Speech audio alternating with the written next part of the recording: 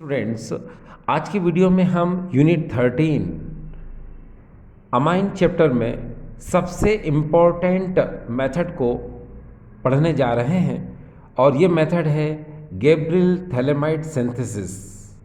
Gabriel phthalimide synthesis, Gabriel phthalimide संश्लेषण। अब dear students देखिए, यहाँ पर सबसे पहले हम लेते हैं थैलेमाइड। ये देखिए, ये इस तरह से हम लेते हैं थैलेमाइड। आपको कुछ नहीं करना है, आपको बेंजीन रिंग बनाना है, फिर CO और यहाँ NH, इसको हम लोग बोलते हैं थैलेमाइड। और हम थैलेमाइड को एल्कोहलिक KOH से रिएक्ट कराते हैं। तो देखिए यहाँ पर क्या होता है, आप बहुत अच्छे से जानते हैं कि यहाँ पर देखिए कि ये K जो है पॉजिटिव होता है और OH क्या होता है, नेगेटिव होता है। ठीक है। और यहाँ पर एक बात और है कि ये जो अमाइड है, इस अमाइड में जो इलेक्ट्रॉन का मूवमेंट होता है वो इस डायरेक्शन में होता है, ऐसे। ठीक है। तो होता क्या है कि यहाँ पर माइनस चार्ज होता है और यहाँ पर चार्ज क्या होता है, H पर प्लस चार्ज होता है। ठीक है। तो यहाँ पर N जो है ये K के साथ जो है लिंक हो जाता है और ये जो H है वो इस OH के साथ वाटर मॉलिक्यूल का फॉर्मेशन कर लेता है। अब जैसा कि आपको पता है कि इसका नाम थैलेमाइड है, तो जब इसके साथ K अटैच हो जाता है N के साथ, क्योंकि H तो OH के साथ निकल चुका है, तो हमें इस तरह से कंपाउंड मिलता है। ठीक है। और इसको हम लोग बोलते हैं पोटेशियम थैलेमाइड। ठीक। अब देखिए, ये जो पोटेशियम थैलेमाइड है इसको हम एल्किल हैलाइड से रिएक्ट कराते हैं। इसको हम लोग बोलते हैं एल्किल हैलाइड। अब देखिए, एल्किल हैलाइड में क्या होता है कि यहाँ पर R और ये X यानी हेलोजन है। हेलोजन में आप क्लोरीन, ब्रोमीन, आयोडीन, फ्लोरीन ले सकते हो। ठीक है। तो होता ये है कि यहाँ पर जो R है, ठीक है, वो एलिफेटिक, यानी कि ये देखिए यहाँ पर ये CH3X मान लो, X में आप Cl कुछ भी मान सकते हो। तो यहाँ पर ये क्या है, अल्काइल रेडिकल है। ठीक है। क्या है, अल्काइल रेडिकल, यानी एल्किल मूलक है ये, यानी कि CH3। होता ये है कि यहाँ कार्बन के कंपेरिजन में X यानी जो हेलोजन है इसकी इलेक्ट्रोनेगेटिविटी यानी ऋण विद्युता क्या होती है, ज़्यादा होती है। तो इलेक्ट्रॉन का मूवमेंट क्या होता है, वो ऐसे हो जाता है, ये देखिए इस तरह से। यानी इस R पर पॉजिटिव साइन होता है और इस X पर साइन कौन सा आता है, नेगेटिव साइन आ जाता है। अब देखिए, इस थैलेमाइड में N पर ऑलरेडी नेगेटिव साइन है और K पर चार्ज क्या है, पॉजिटिव साइन है। तो होता यह है कि इस एल्किल हैलाइड का ये जो X नेगेटिव है, ये X नेगेटिव इस पूरे नेगेटिव को क्या कर देता है, रिप्लेस कर देता है।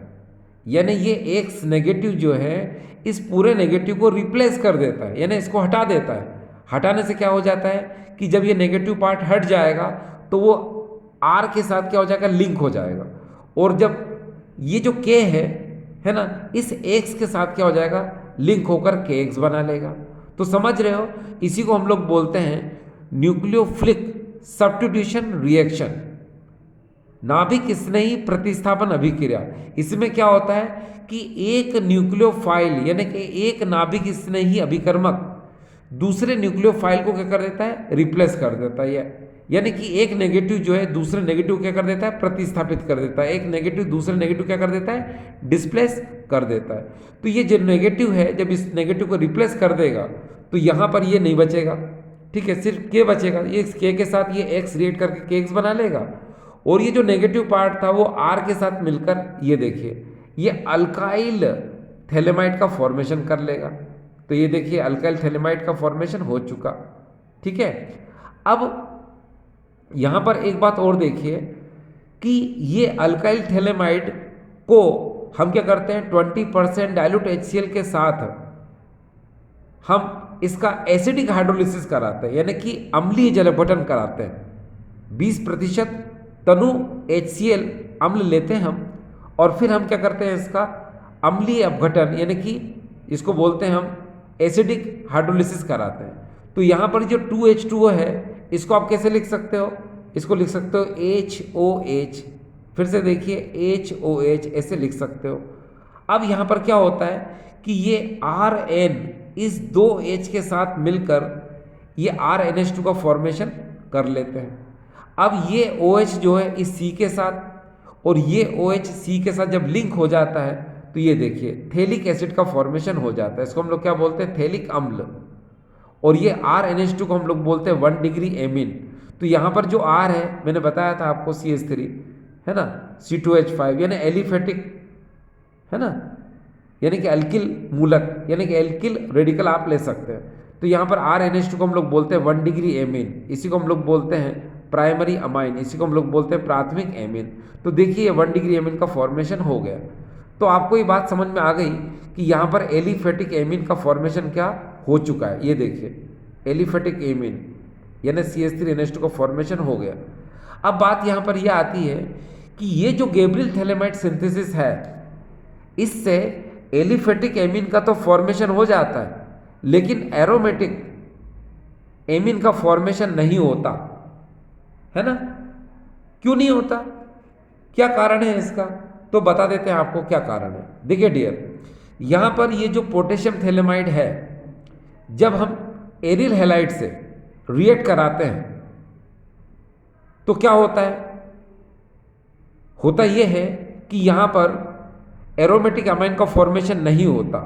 अब आपके दिमाग में क्वेश्चन उठेगा कि क्यों नहीं होता, तो बता देते हैं क्यों नहीं होता। तो डियर देखिए, ये है हेलोबेंजीन, यानी कि X की जगह पर आप यहाँ पर कुछ भी रख सकते हो डियर। X मतलब यहाँ पर F हो सकता है, Cl हो सकता है, Br हो सकता है और I हो सकता है, ठीक है, हेलोजन में।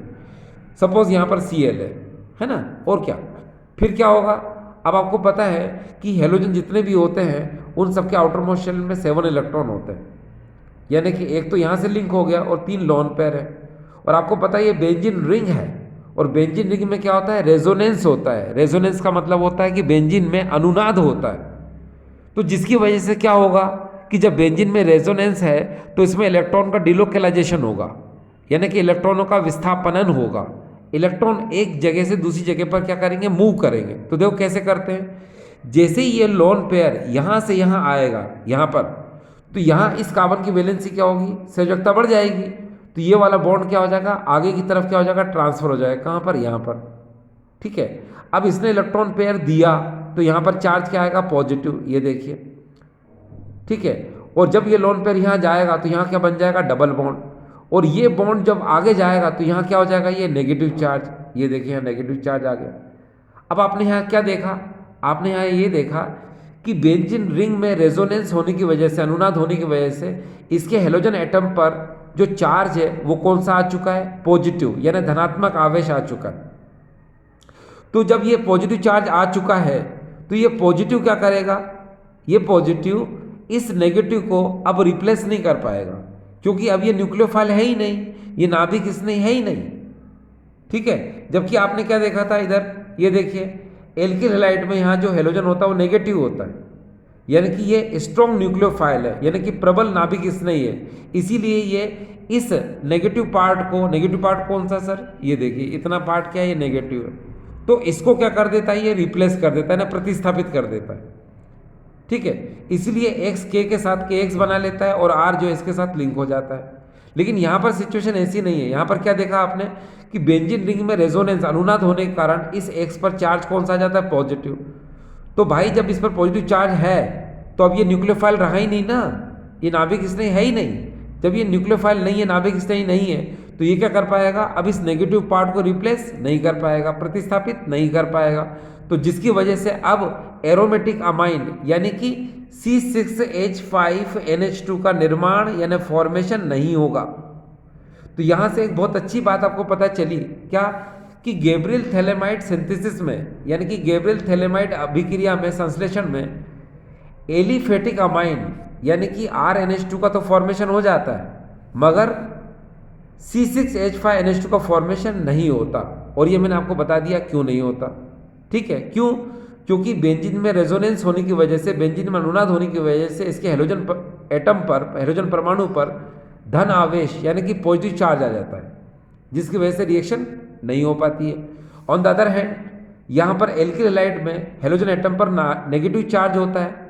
नेगेटिव चार्ज होने की वजह से ये नेगेटिव पार्ट इस नेगेटिव पार्ट को रिप्लेस कर देता है, इसीलिए यहाँ पर ये एलिफेटिक एमीन का निर्माण हो जाता है। अब डियर एक बात और देखिए, ये जो गैब्रियल थैलेमाइड सिंथेसिस है, ये गैब्रियल थैलेमाइड संश्लेषण है, ये 1 डिग्री अमाइन बनाने की सबसे बेहतरीन मेथड है, क्योंकि इस मेथड में 1 डिग्री अमाइन प्योर फॉर्म में बनता है, यानी शुद्ध अवस्था में प्राथमिक एमीन का निर्माण होता है। तो डियर, ये आपको रिएक्शन समझ में आ चुकी है। अब डियर स्टूडेंट्स, आपके दिमाग में एक चीज़ जरूर चल रही होगी कि ये एल्किल हैलाइड का यहाँ पर न्यूक्लियोफिलिक सब्स्टिट्यूशन रिएक्शन हो गया, यानी कि न्यूक्लियोफिलिक सब्स्टिट्यूशन रिएक्शन यहाँ पर होती है, इसीलिए फॉर्मेशन होता है। ठीक है, तो आपके दिमाग में चल रहा होगा ये न्यूक्लियोफिलिक सब्स्टिट्यूशन रिएक्शन क्या होती है। तो पहले डियर स्टूडेंट मैं आपको एक बात बता दूं, देखिए जरा, होता ये है कि ये जो अटैकिंग एजेंट होते हैं, यानी जो आक्रमण करने वाले जो अभिकर्मक होते हैं, ये 2 टाइप के होते हैं, एक न्यूक्लियोफिलिक होते हैं, दूसरे इलेक्ट्रोफिलिक होते हैं।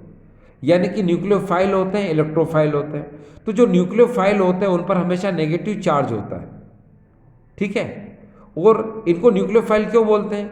क्योंकि इन पर नेगेटिव चार्ज होता है और ये न्यूक्लियस पर अटैक करते हैं, यानी कि पॉजिटिव पार्ट पर क्या करते हैं, अटैक करते हैं, इसलिए हम इनको क्या बोलते हैं, न्यूक्लियोफाइल बोलते हैं। अब दूसरा जो है इलेक्ट्रोफाइल, इलेक्ट्रोफाइल पे चार्ज क्या होता है, पॉजिटिव होता है। इसको इलेक्ट्रोफाइल क्यों बोलते हैं? क्योंकि ये इलेक्ट्रॉन पर अटैक करते हैं, यानी कि ये इलेक्ट्रॉन पर क्या करते हैं, आक्रमण करते हैं। और आपको पता है इलेक्ट्रॉन पर चार्ज क्या होता है, नेगेटिव।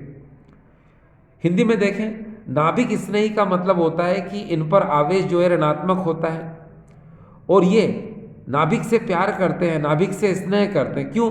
क्योंकि इन पर नेगेटिव चार्ज है, तो आक्रमण कहाँ करेंगे, ये धनात्मक आवेश पर। दूसरा, इलेक्ट्रॉन स्नेही जो होते हैं इन पर आवेश हमेशा क्या होता है, धनात्मक आवेश होता है। ठीक है, और ये आक्रमण कहाँ करते हैं, जहाँ पर ऋणावेश हो, क्योंकि आपको पता है इलेक्ट्रॉन पर आवेश क्या होता है, नेगेटिव। इसीलिए इलेक्ट्रॉन स्नेही जो धनावेशित होते हैं ये हमेशा ऋणावेशित भाग पर आक्रमण करते हैं, और जो नाभिक स्नेही जो पहले से ही नेगेटिव होते हैं ये हमेशा पॉजिटिव पार्ट पर क्या करते हैं, आक्रमण करते हैं। लेकिन न्यूक्लियोफिलिक सब्स्टिट्यूशन रिएक्शन में क्या होता है कि एक न्यूक्लियोफाइल दूसरे न्यूक्लियोफाइल को क्या करता है, सब्स्टिट्यूट करता है ना। आपने देखा होगा क्रिकेट में सब्स्टिट्यूट फील्डर होता है, फुटबॉल में सब्स्टिट्यूट फील्डर होता है, हॉकी में सब्स्टिट्यूट फील्डर होता है, यानी कि एक प्लेयर की जगह दूसरा प्लेयर चला जाता है। ठीक है, उसी तरह से यहाँ पर क्या होता है कि एक न्यूक्लियोफाइल को दूसरा न्यूक्लियोफाइल क्या कर देता है, सब्स्टिट्यूट कर देता है, यानी कि प्रतिस्थापित कर देता है। तो यहाँ पर यही रिएक्शन हुई डियर, कौन सी, यहाँ पर एक न्यूक्लियोफाइल ने दूसरे न्यूक्लियोफाइल को क्या कर दिया, सब्स्टिट्यूट कर दिया, प्रतिस्थापित कर दिया। इसीलिए यहाँ पर क्या हुआ कि ये एल्किल हैलाइड का निर्माण हो गया। ठीक है, लेकिन यहाँ पर क्या हुआ कि यहाँ पर ये जो बेंजीन में रेजोनेंस होने की वजह से यहाँ पर ये न्यूक्लियोफाइल रहा ही नहीं। जब ये न्यूक्लियोफाइल है ही नहीं तो क्या होगा, ये प्रोसेस, ये रिएक्शन नहीं होगी। डियर स्टूडेंट्स, अब हम नेक्स्ट रिएक्शन पढ़ने जा रहे हैं और नेक्स्ट रिएक्शन का नाम है Hoffmann bromide degradation reaction. Hoffmann bromide degradation reaction यानी कि हॉफमैन ब्रोमाइड निम्नीकरण अभिक्रिया। अब देखिए, यहाँ पर हॉफमैन ब्रोमाइड डिग्रेडेशन रिएक्शन क्यों बोलते हैं, क्योंकि इसमें कार्बन डिग्रेड होता है, यानी इसमें एक कार्बन क्या होता है, कम होता है।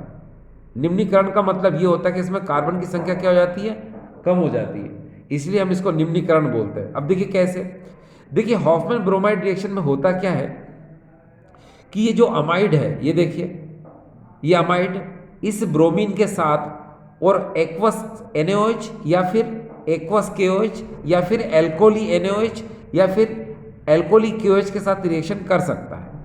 तो देखिए यहाँ पर होता क्या है, ये देखिए डियर, ये अमाइड है, तो ये अमाइड जो है RNH2, ये देखिए ये अमाइन का फॉर्मेशन कर लेता है, RNH2 ये अमाइन बना लिया। अब आपको पता है कि यहाँ पर हाइड्रोजन कितने, 4 हाइड्रोजन है, तो नेचुरल है जितने हाइड्रोजन होते हैं उसके हाफ वाटर मोलिक्यूल बनेंगे, ये देखो ना।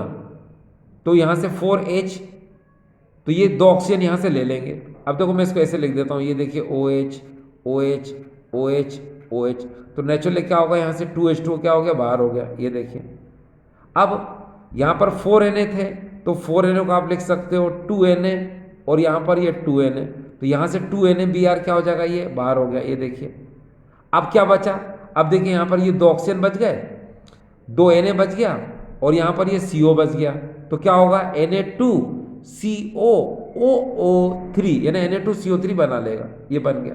अब डियर स्टूडेंट एक बात का ध्यान रखना कि जो हॉफमैन ब्रोमाइड रिएक्शन है, हॉफमैन ब्रोमाइड डिग्रेडेशन रिएक्शन है, तो इसमें आपने क्या देखा, देखो एक पहले एक कार्बन एक्स्ट्रा था, यहाँ पर आकर कार्बन क्या हो गया, कम हो गया, इसीलिए इसको हम लोग बोलते हैं डिग्रेडेशन यानी कि निम्नीकरण बोलते हैं। अब यार एक बात और है, ये जो हॉफमैन ब्रोमाइड रिएक्शन है ये एलिफेटिक एंड एरोमेटिक दोनों टाइप के अमाइन का फॉर्मेशन करता है। अगर इस R की जगह पर आप CH3 ले लोगे तो एलिफेटिक CH3NH2 बन जाएगा, अगर इस R की जगह पर C6H5 ले लोगे आप तो C6H5NH2 यानी कि एरोमेटिक अमाइन का निर्माण हो जाएगा।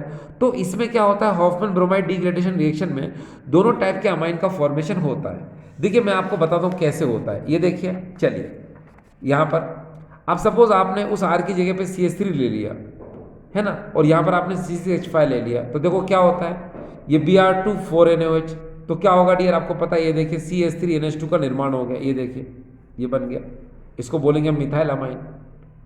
फिर बाकी तो आपको पता है क्या होगा कि यहाँ पर 2H2O, ये देखिए, फिर आपको पता है 2NaBr ये बाहर, और फिर Na2CO3 निकल जाएगा, बिल्कुल पहले पढ़ा था वैसे ही। और यहाँ देखिए अगर आपने C6H5 ले लिया तो यहाँ देखिए क्या हो जाएगा, C6H5NH2 का निर्माण हो जाएगा, यानी एरोमेटिक अमाइन बन जाएगा। तो इसका नाम मिथाइल अमाइन था, तो इसका नाम डियर मालूम क्या है, एनिलीन नाम है इसका, ये देखिए लिख देता हूँ मैं, एनिलीन, एनिलीन, एनिलीन, और इसका नाम क्या है, मिथाइल अमाइन। ठीक है, तो आपको समझ में आ गया, देखो C5NH2 ये बन गया, फिर आपको पता है 4Na को क्या करेंगे हम, 2Na, तो क्या होगा, यहाँ से 2NaBr बाहर निकल जाएगा, ये देखो 2NaBr बाहर निकल गया। अब यहाँ पर H कितने थे, 4, तो इसके हाफ 2H2 आपने बाहर निकाल दिया, ये देखिए 2H2 बाहर निकल गया। आपको पता है 2Na बच गए थे इसमें से, और आपको पता है ऑक्सीजन कितने बच गए, 2। ठीक है, तो Na2 और COOO यानी Na2CO3 यहाँ से क्या हो जाएगा, बाहर निकल जाएगा। तो आपको समझ में आ रहा है ना, ठीक है, चलिए, तो ये रिएक्शन आई होप आपको समझ में आ रही होगी। ठीक है, चलिए अब डियर स्टूडेंट देखिए, इस रिएक्शन में अगर हम बात करते हैं हॉफमैन ब्रोमाइड रिएक्शन की बात करते हैं, तो हॉफमैन ब्रोमाइड रिएक्शन जो है, क्या इस हॉफमैन ब्रोमाइड रिएक्शन में एलिफेटिक अमाइन के साथ साथ एरोमेटिक अमाइन दोनों का निर्माण होता है, ये बात आप दिमाग में रखना। ठीक है, चलिए इसी तरह से हम नेक्स्ट सेशन की तरफ जा रहे हैं, और नेक्स्ट सेशन हमारे पास है कार्बल अमाइन रिएक्शन और आइसोसाइनेट टेस्ट। कार्बिल एमीन अभिक्रिया या आइसोसाइनेट परीक्षण भी इसे बोलते हैं। अब देखिए डियर यहाँ होता क्या है, यहाँ पर ये RNH2 है, इसको हम लोग बोलते हैं अमाइन। ठीक है, यहाँ पर आप एलिफेटिक अमाइन भी ले सकते हो और एरोमेटिक अमाइन भी ले सकते हो। ये भी जैसे मैंने अभी बताया आपको हॉफमैन ब्रोमाइड की तरह है, इसमें भी एलिफेटिक एंड एरोमेटिक है ना, दोनों टाइप के क्या होते हैं, आइसोसाइनेट का फॉर्मेशन होता है। तो देखिए आपने यहाँ RNH2 ले लिया, यहाँ पर ये क्लोरोफॉर्म है, याद रखिएगा CHCl3 ये क्लोरोफॉर्म है, और ये 3KOH ये अल्कोहल ही है। तो आप क्या करोगे, यहाँ से देखिए 3KCl आपने यहाँ से बाहर निकाल दिया, तो चलो मैं लिख देता हूँ यहाँ पर, ये 3KCl मैंने बाहर निकाल दिया। फिर इसके बाद में आप H देखो, 3H ये है, 1H ये है और 2H ये है, तो 6H हो चुके हैं और 3 ऑक्सीजन हो चुका है। इसका मतलब यहाँ से 3H2O क्या हो जाएगा, ये बाहर निकाल दिया मैंने, ये देखिए 3H2 बाहर निकल गया। अब यहाँ क्या बचेगा, यहाँ R बचा, यहाँ N बचा और यहाँ C बचा, तो उसको हम लिख सकते हैं यहाँ पर RNC, ये देखिए ये बन चुका है। आप चाहो तो इनके बीच में बॉन्डिंग भी बता सकते हो, कैसे कि ये R है, ठीक है, और आपको पता है N के पास आउटर मोस्ट में बाहरी कोश में 5 इलेक्ट्रॉन होते, तो आप उसको ऐसे लिख सकते हो, कैसे डियर, 1 2 3 4 और 5। इस रेडिकल में 1 इलेक्ट्रॉन होता है, इसके साथ बॉन्डिंग कर दो, कर दी। अब C के बाहरी कोश में आउटर मोस्ट में 4 इलेक्ट्रॉन होते हैं, तो उनको आप ऐसे कर दो 1 2 3 4। ठीक है, अब आप इस N को देखो, इसकी वैलेंसी कितनी है, 1 2 3 4 5 6 है, इसके साथ करेंगे तो 7 हो जाएगा, इसके साथ करेंगे तो 8 हो जाएगा। तो यहाँ पर इसकी वैलेंसी भी पूरी है, इसकी वैलेंसी भी पूरी है, मगर इसकी वैलेंसी पूरी नहीं है। पूछो क्यों, ये देखो 1 2 3 4 5 6, तो अब ये जो लोन पेयर है नाइट्रोजन क्या करेगा, इसको दे देगा कोऑर्डिनेट बॉन्ड के थ्रू, यानी उपसहसयोजी बंध के द्वारा। तो इस बॉन्ड का मतलब होता है कि ये 2 इलेक्ट्रॉन दोनों की तरफ गिने जाएंगे। देखो कैसे, 1 2 3 4 5 6, और एरो का मतलब होता है 7 8।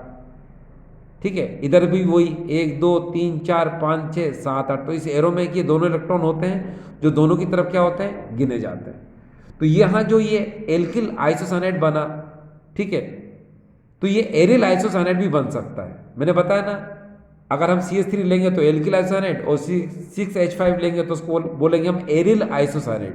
तो यहाँ पर ये जो आइसोसाइनेट का निर्माण होता है ये अनप्लीजेंट कंपाउंड होता है, यानी कि जो इसका ऑर्डर है, यानी इसकी जो स्मेल है अनप्लीजेंट स्मेल है इसकी, यानी कि ये दुर्गंध युक्त यौगिक होता है। इसकी बहुत गंदी सी बदबू होती है जिसको आप स्मेल नहीं कर पाओगे, और एक बार अगर गलती से सूंघ लिया तो दूसरी बार आप नहीं सूंघ पाओगे, इतनी गंदी सी इसकी बदबू होती है।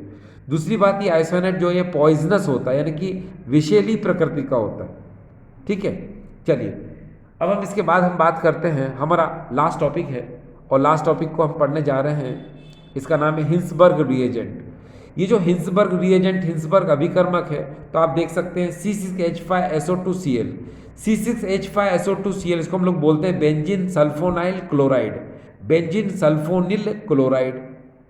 ठीक है, अब ये जो हिंसबर्ग रिएजेंट है इसका यूज हम कहाँ करते हैं, तो याद रखिए इसका हम उपयोग 1 डिग्री 2 डिग्री 3 डिग्री एमीन में डिफ्रेंशिएट करने के लिए, यानी कि 1 डिग्री 2 डिग्री और 3 डिग्री एमीन में अंतर करने के लिए हम इसका उपयोग करते हैं।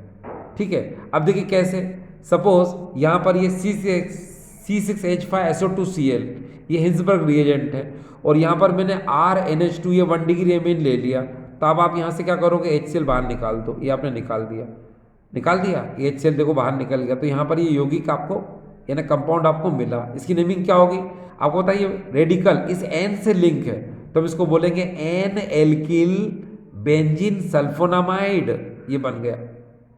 ठीक है, और आपको पता है ये जो N एल्किल बेंजीन सल्फोनामाइड बनता है ये KOH सॉल्यूशन में क्या होता है, सोल्यूबल होता है। KOH विलियन में क्या होता है, ये विलेय होता है। दूसरा देखिए, ये भी हिंसबर्ग रिएजेंट है C6H5SO2Cl, और अब हम इसकी रिएक्शन करा रहे हैं 2 डिग्री एमीन के साथ। ये देखिए R यहाँ पर 2 है, जितने रेडिकल होते हैं उतना क्या होता है, डिग्री होता है। यहाँ 1 रेडिकल तो 1 डिग्री, यहाँ 2 रेडिकल है तो 2 डिग्री, और 3 रेडिकल है तो यहाँ इसको क्या बोलेंगे हम डियर 3 डिग्री। तो देखिए ये R2NH है, यहाँ इसको 2 डिग्री एमीन बोलेंगे, तो यहाँ पर क्या होगा डियर, ये देखिए ये HCl यहाँ से क्या हो जाएगा बाहर। जब HCl बाहर हो जाएगा तो हमको ये कंपाउंड मिलेगा। अब देखिए इसकी नेमिंग क्या होगी, देखो ये रेडिकल N से लिंक है, ये रेडिकल भी N से लिंक है, तो हम इसको बोलेंगे N डाइएल्किल, N डाइएल्किल।